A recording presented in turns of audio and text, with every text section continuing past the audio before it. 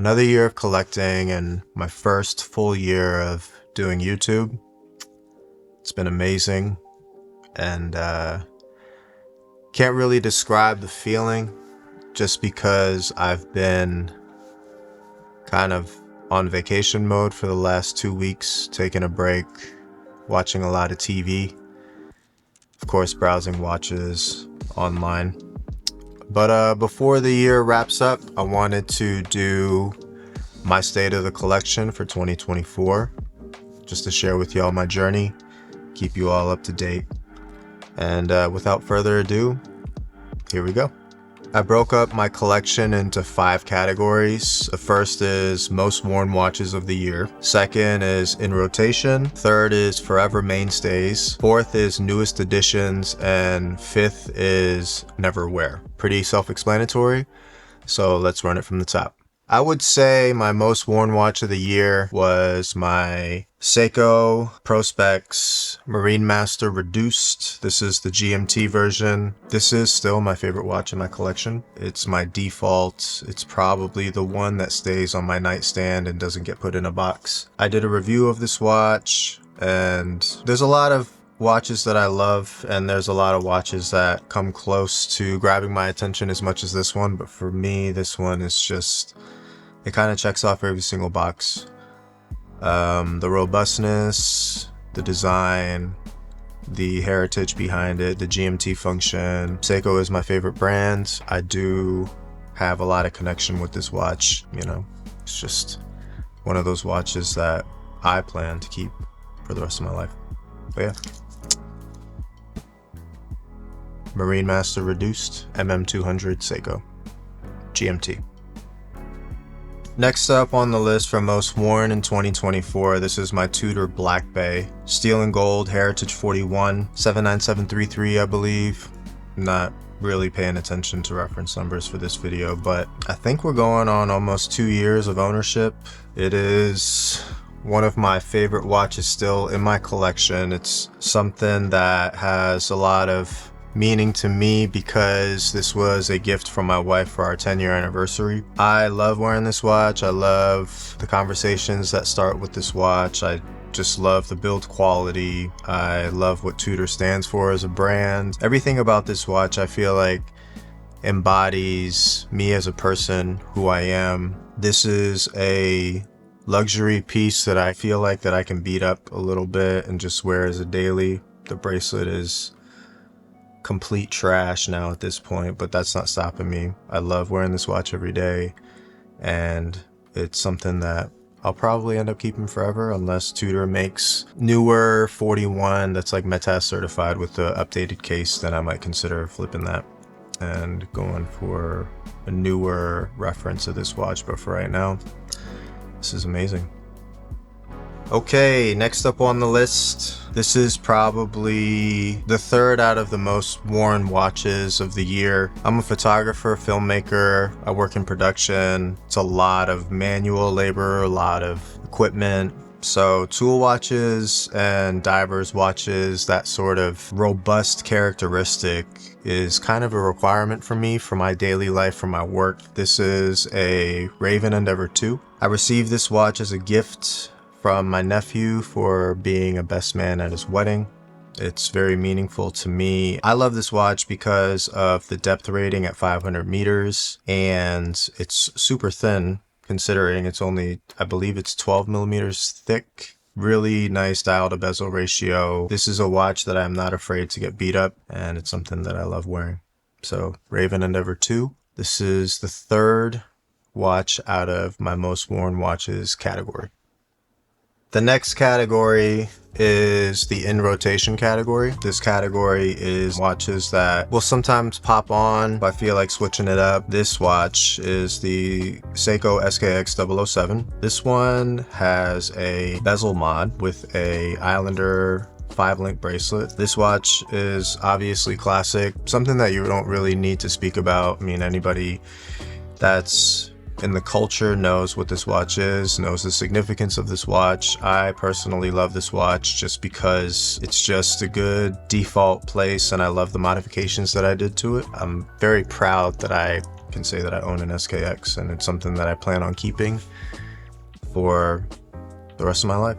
Next in the in rotation list is this Grand Seiko SBGA027, I believe. This is a watch that I got in Tokyo. It's a spring drive. It has the double brand dial. I personally love this watch, and I don't wear this watch as often as I like to just because of preservation. I want to keep the bracelet and the case a little bit more on the neater, pristine level, just because of how much I do love this watch. I did a review of this watch. I like the review that I did.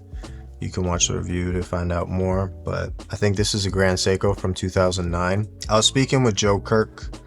He came to Atlanta to do a GS event, and I showed him this, and he said that this is one of Grand Seiko's original sports watches that they made. There aren't many Grand Seikos that have crown guards on their cases, so that's something that I think is cool. Next up is the Seiko Speed Timer 41.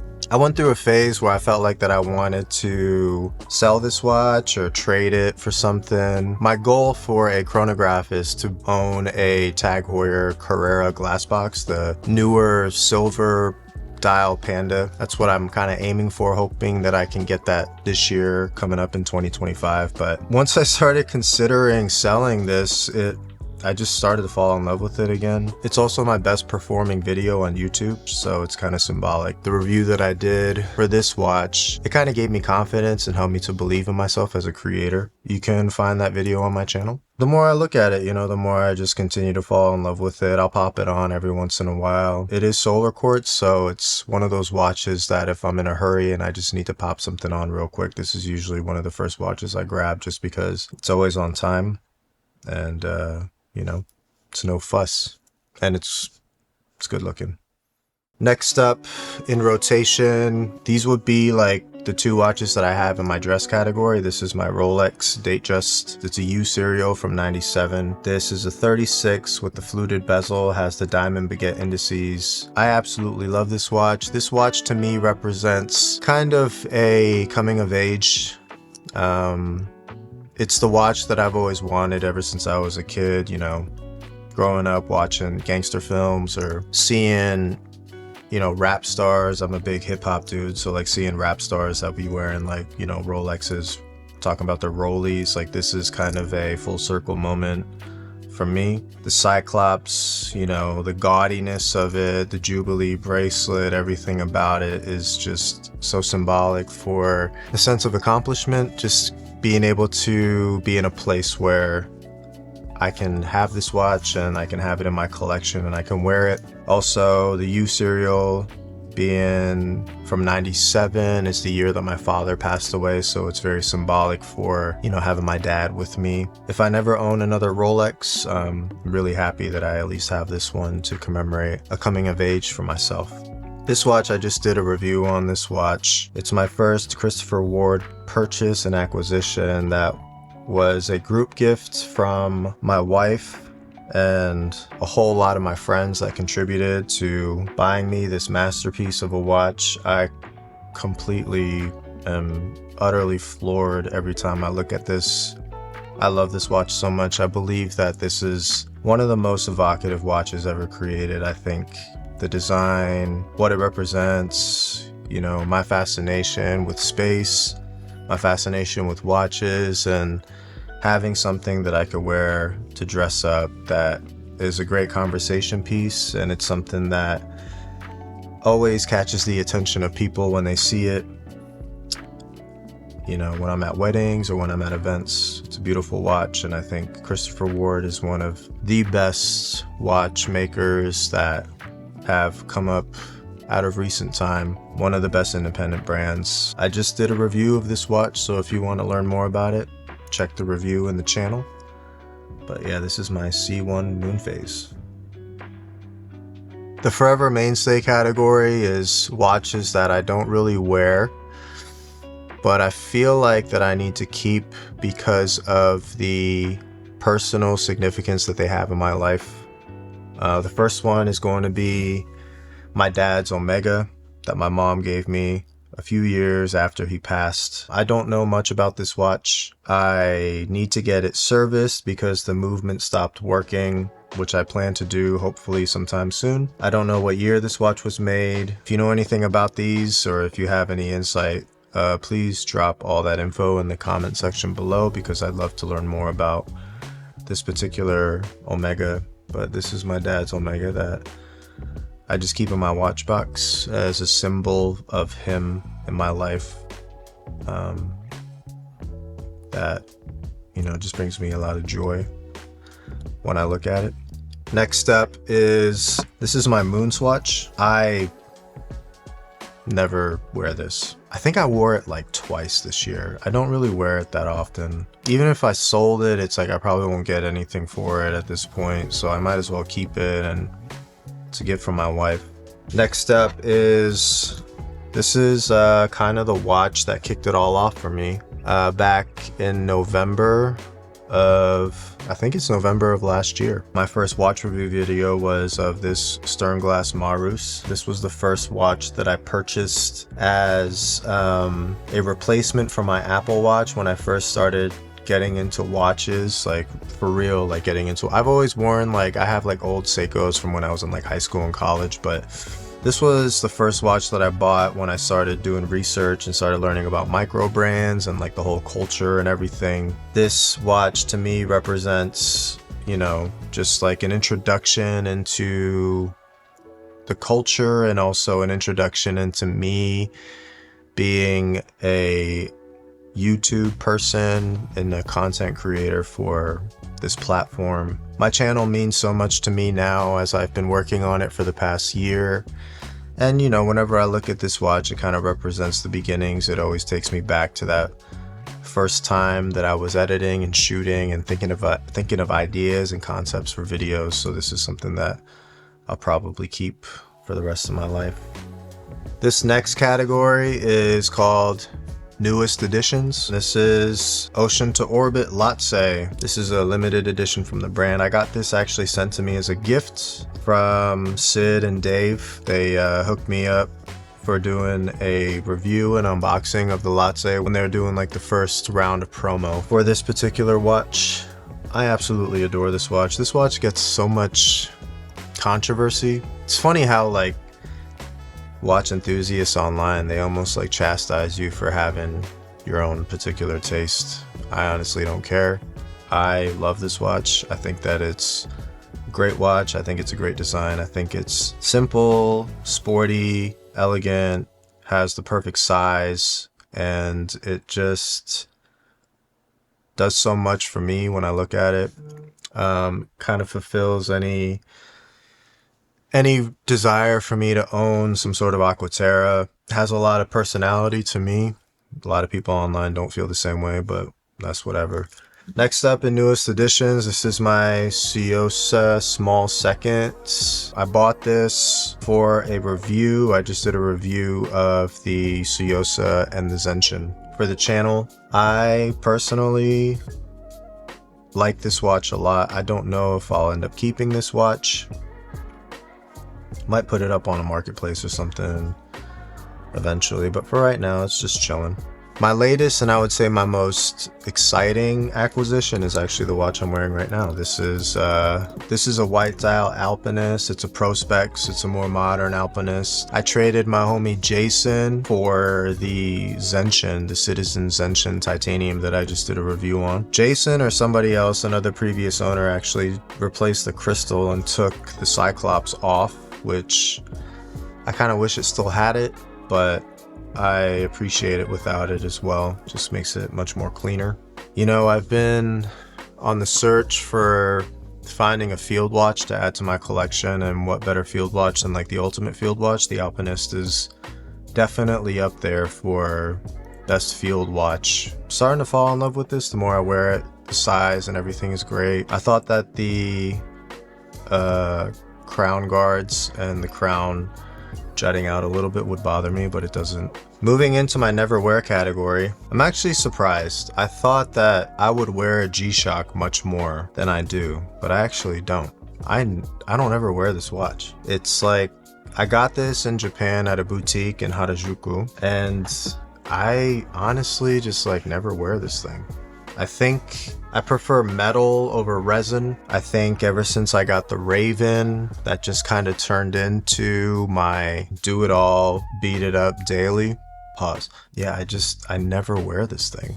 I love it though. It's a DW 5700. I believe I think this is a limited edition. That's a JDM limited edition. It has the bull bars on it.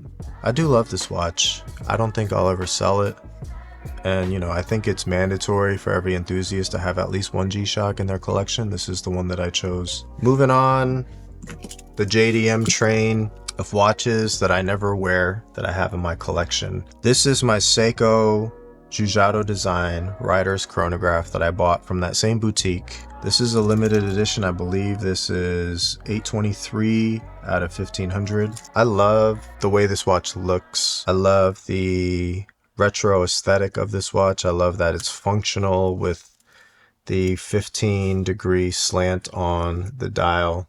It just like ever so slightly leans towards you as you're looking down on it at an angle. But yeah, for some reason I just never really, I have no desire to put this on. This one I might try to trade or put on eBay or something, might sell it. Next up on the list, this is another Seiko that I bought. I bought it for the channel. I was considering selling the Speedtimer 41 that I had and replacing it with this until I saved up enough money to get the Tag Heuer glass box. I found this on Joma Shop. It was like 120 bucks. I wore this for a little bit and had it on a strap. I liked it a lot, but then once I started looking at my Speedtimer again, I started to slowly fall back in love with the Speedtimer. And then this one kind of got put back in the box. It's awkward because like one of my best performing videos on this channel is the review of this watch. Yeah, I don't know. I mean, it's a great watch. I like this watch. I just never wear it.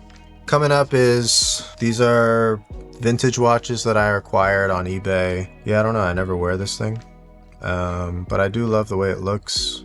And I think that it's a really nice looking watch.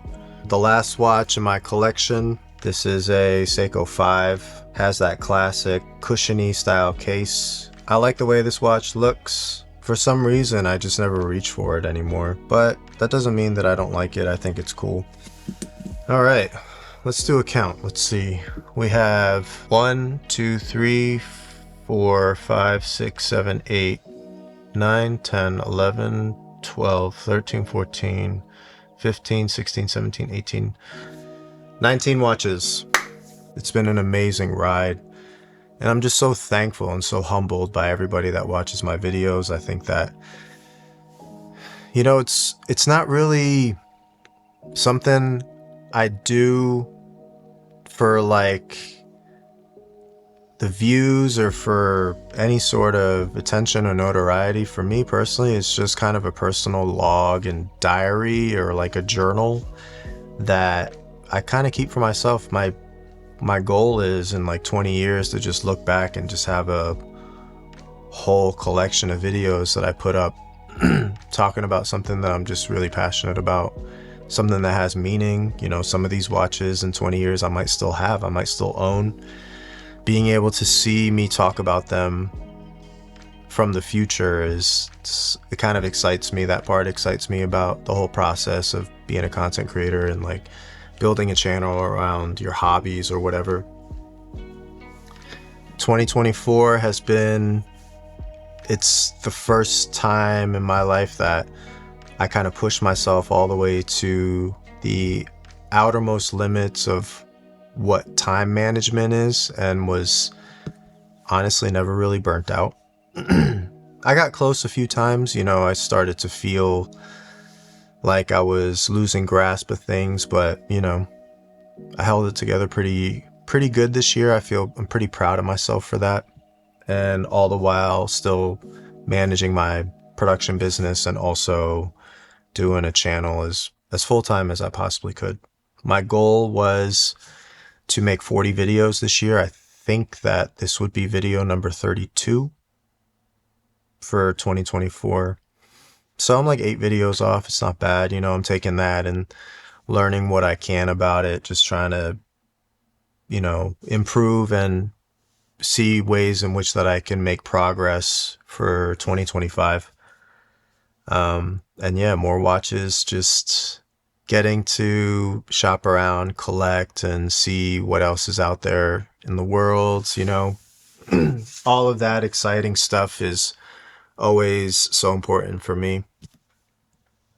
And for everybody here that has been around since the very beginning, ever since I started posting videos, to all the supporters and the people that leave comments that encourage me, I really appreciate you. You guys have helped me maintain my sanity throughout this whole 2024 year.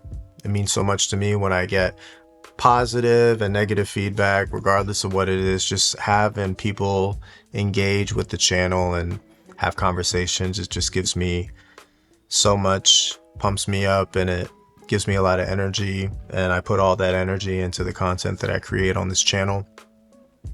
I get a lot of comments about my monotone voice. I get it. It's just, you know, who I am. I just have a monotone voice. Sometimes it's just how I talk. You know, I honestly don't really feel like I need to change that, just because it's who I am naturally, and that's just how I be. So take it or leave it.